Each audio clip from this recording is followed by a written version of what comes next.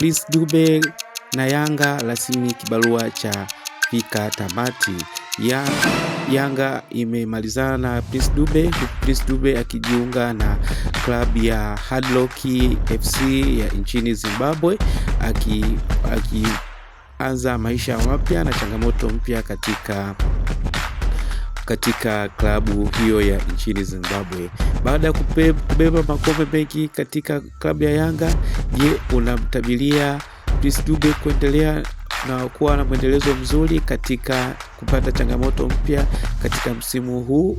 Tuandikie maoni yako kwenye komenti.